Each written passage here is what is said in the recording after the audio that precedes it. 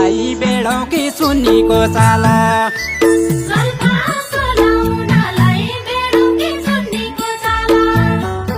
आयाका पाहुनालाई खायो भोको केही सोधिन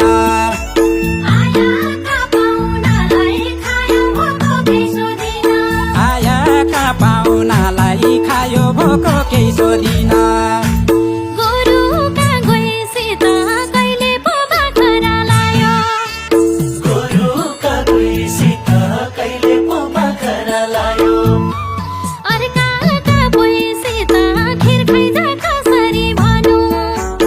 अर्काका पैसित खिर खाइजा कसरी भन्नु